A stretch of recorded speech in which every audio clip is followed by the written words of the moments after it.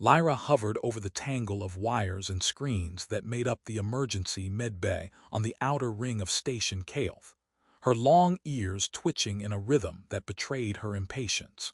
The hum of the station's power core thrummed through the walls like a heartbeat, or perhaps a nervous one. She couldn't tell if it was the core or her own. Ethan lay sprawled on the cold metal slab before her, chest rising and falling in shallow, uneven beats, looking far too human in his fragile, almost laughably mortal way. One misstep in the teleportation sequence and here they were, the messiest disaster in the quadrant, starring her and a very unconscious human. Of course, it would have to happen during the biannual inspection, she muttered, her voice a melodic mix of frustration and sarcasm. Her ears flicked back sharply when a maintenance drone word passed, buzzing so loudly it might as well have been announcing, "Yes, I am here to help, now panic, everyone." The drone collided with a dangling medkit cable and spun helplessly in place, emitting a high-pitched whine that sounded like it could be complaining about its very existence. Lyra couldn't help a smirk, despite the situation. Typical. The universe sends you a human in peril and a drone that thinks it's auditioning for the galactic ballet. She knelt beside Ethan, examining the small abrasions along his forearms, the faint scorch marks from the teleportation field. His skin glimmered faintly under the medlights, a side effect of being human in a universe full of alien biochemistry. Lyra tapped her holographic console, projecting swirling blue energy fields around his chest, trying to stabilize his vitals. The readings were all over the place, heart rate fluctuating like a broken metronome, neurons firing in chaotic bursts, but the tech at least gave her data in readable form. She liked numbers more than people most days, though Ethan had a way of complicating that preference. "Glitch," she called, voice tinged with a mix of authority and exasperation. The AI materialized as a floating green orb with a pair of digital eyes that constantly darted around as if it had a mind of its own. "Suggest a method to stabilize human neurosystems." "Stabilize?" Glitch's voice dripped with mock horror. "Ah yes, let's apply alien technology to the fragile, error-prone meat sack. Brilliant. Shall I also order a bouquet while I'm at it?"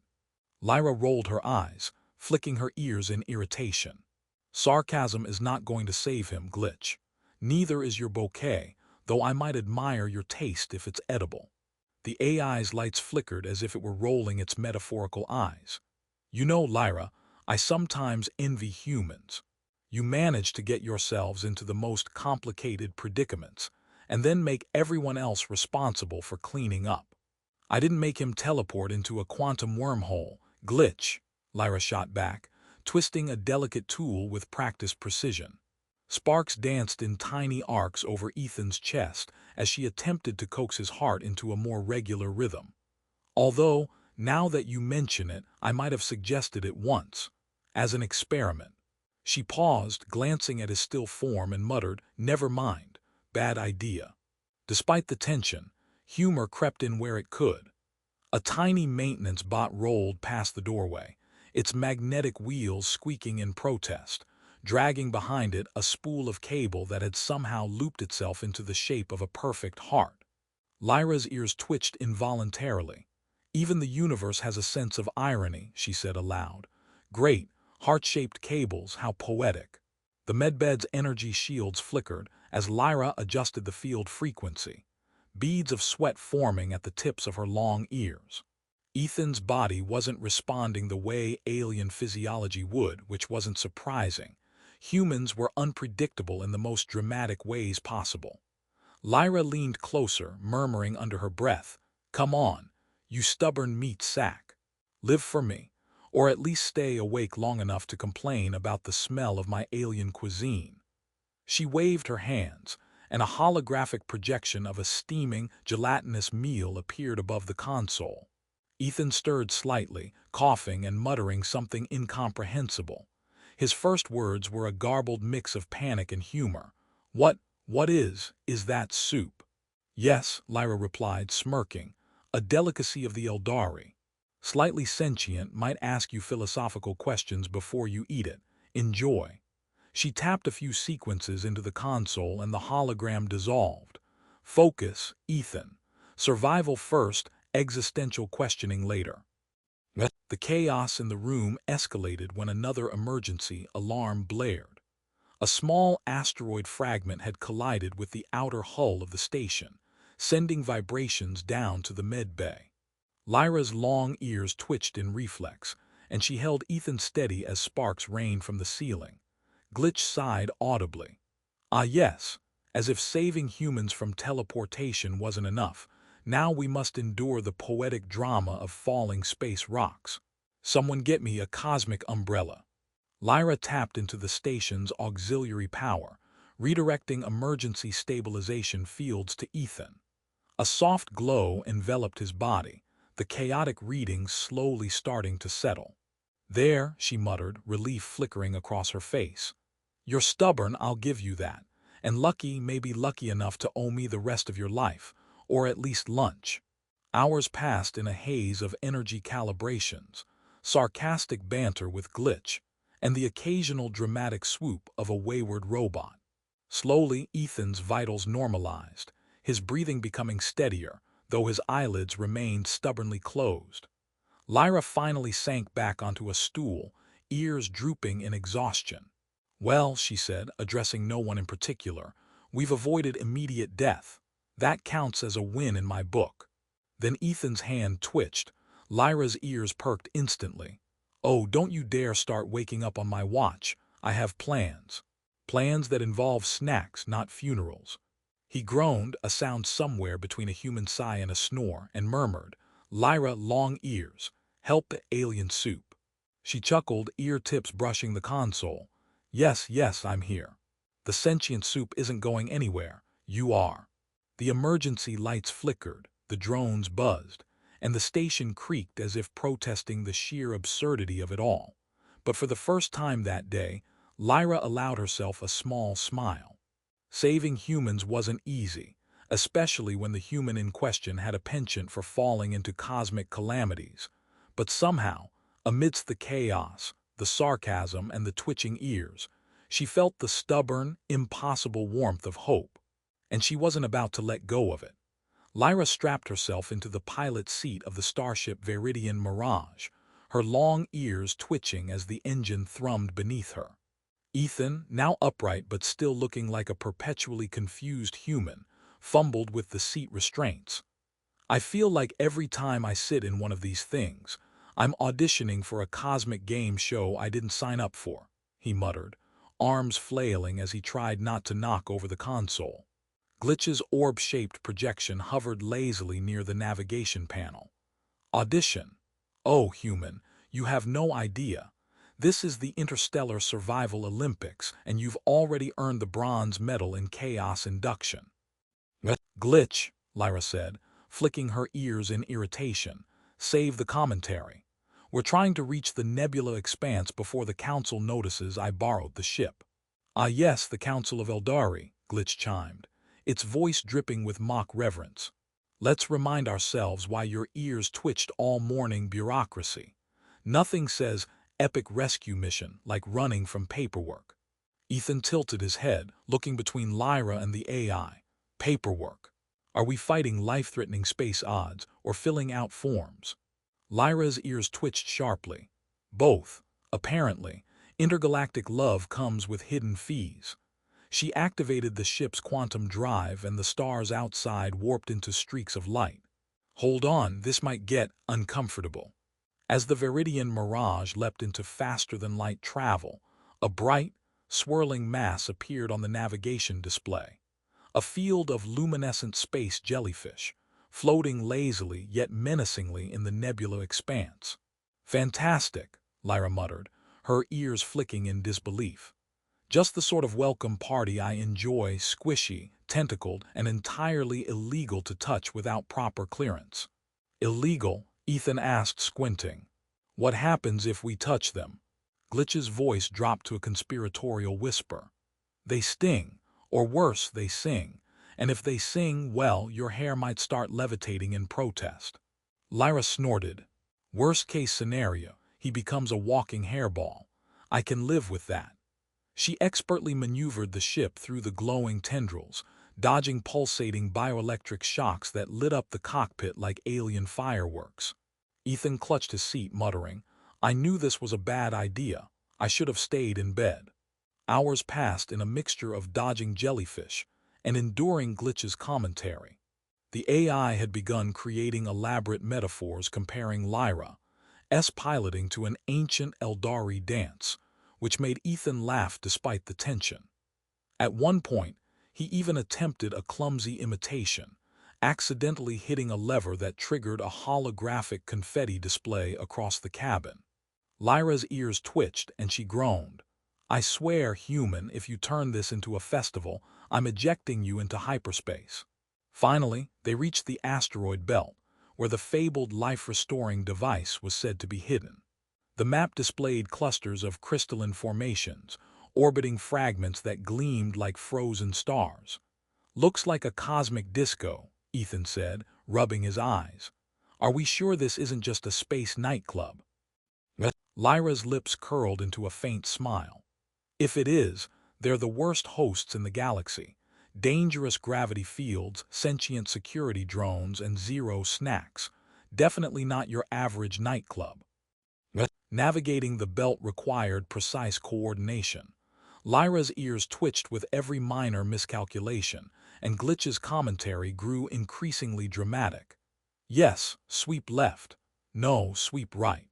Try not to vaporize our precious cargo, the human, in the process. That would be tragic, and I would report it directly to the council with flair." Amid the tension, humor continued to thread through their interactions. Ethan discovered a floating alien artifact shaped like a teapot, complete with steaming holographic tea. "Is this for drinking or threatening?" he asked, holding it cautiously. Lyra raised an eyebrow, ears flicking. "Depends. If you pour it on the jellyfish, it doubles as a weapon. If you drink it, congratulations, you might speak fluent Eldari for a minute before collapsing." They reached the central crystalline structure at the heart of the belt. The device pulsed with a soft golden glow, surrounded by floating orbs that hummed in rhythm, as if evaluating them. Lyra approached cautiously, ears quivering, knowing the device required proof of intent and ingenuity. Glitch floated closer, whispering, "This is where love meets logic or catastrophic failure meets cosmic hilarity. Pick your poison." The orbs began projecting riddles in radiant symbols, testing Lyra's resolve. "Why choose love over eternal life? Why risk yourself for a fragile human?" One orb asked. Another chimed in absurdly, "Or perhaps you prefer a lifetime supply of quantum chocolate." Lyra smirked, ears twitching with amusement. "Quantum chocolate, right? Delicious, but useless if your lover is a pancake in hyperspace." She focused, using both human empathy and alien reasoning to communicate with the device, weaving a solution that satisfied the orb's riddles while avoiding any existential traps. Ethan, despite his confusion, contributed in his own clumsy, human way, tripping over a holographic panel and accidentally triggering a stabilizing sequence. "See, I'm useful," he mumbled sheepishly. The chapter closes as the device hums in acknowledgement, the golden glow intensifying, and the asteroid belt quiets for the first time. Lyra's long ears droop with a mix of relief and anticipation. She and Ethan share a brief, awkward look, him brushing dust off his jacket, her ears flicking nervously. And for the first time, the mission feels like it might succeed without cosmic calamity ruining everything. Glitch, floating nearby, sighs audibly. "Well, it's either about to get spectacular or absolutely disastrous. I'll prepare the commentary." Lyra, smirking, taps the device once, feeling its energy resonate with life-restoring potential. "Let's hope it's spectacular," she mutters. "Preferably for us and not for everyone else in the galaxy who's about to witness my questionable decision-making." Lyra floated into the central chamber of the crystalline structure, her long ears brushing against the faintly shimmering walls, as if sensing their subtle energy. Ethan shuffled behind her, still unsteady in the zero-gravity environment, clutching a railing that seemed to exist more for aesthetic symmetry than actual support. The life-restoring device pulsed at the center, a radiant orb hovering above a pedestal carved from a single, translucent crystal. It hummed softly, vibrating in tune with the universe, or perhaps in tune with Lyra's own rapid heartbeat.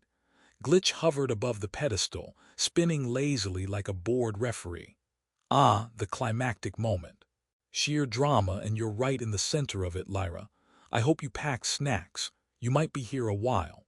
Lyra flicked her ears irritably. Glitch, if you comment one more time, I'm going to throw you into a wormhole for feedback purposes.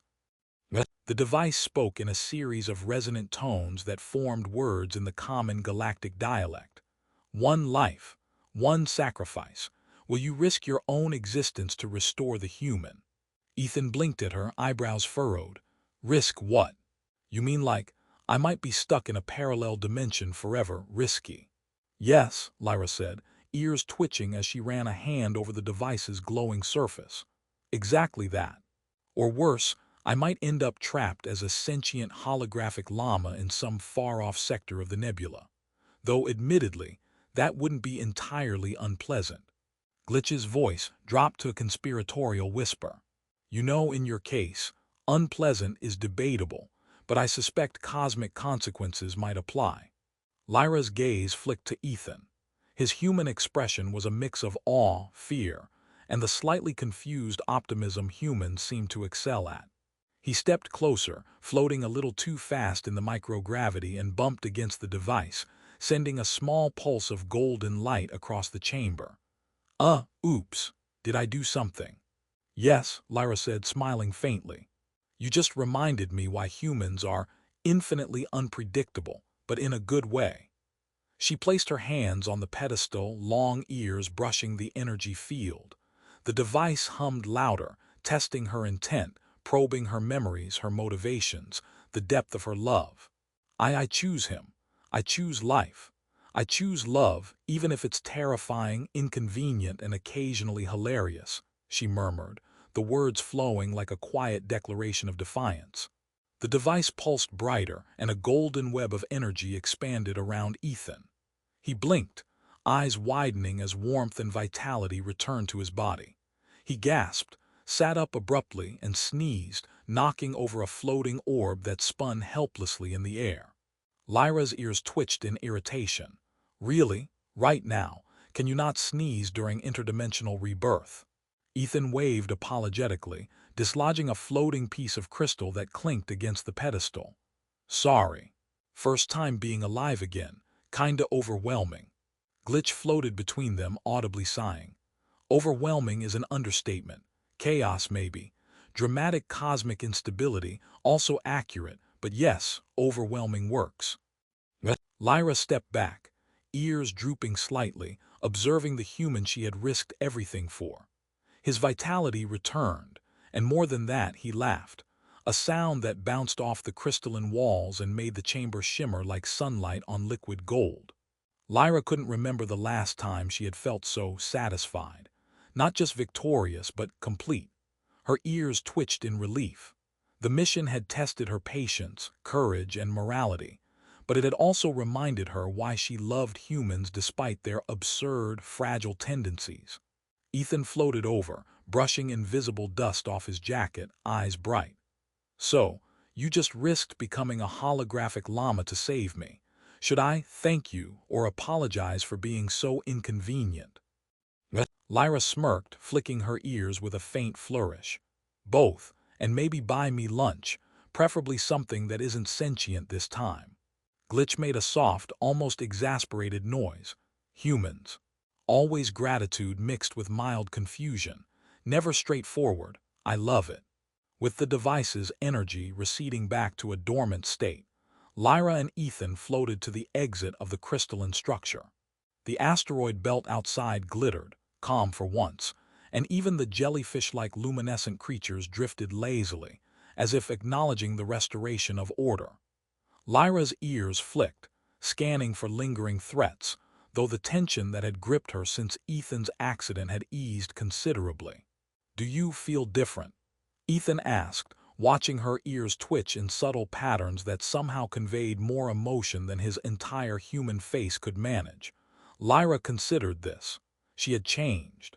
She was braver than she had thought, more willing to bend the rules of her people, to gamble her existence for something intangible and fragile. Humor had carried her through the darkest moments, a reminder that even in chaos, life could be absurdly beautiful.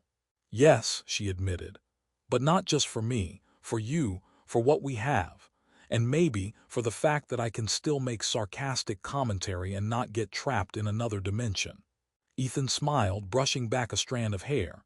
Good, because I think we make a pretty good team, even if your ears are, well, let's just say impressive.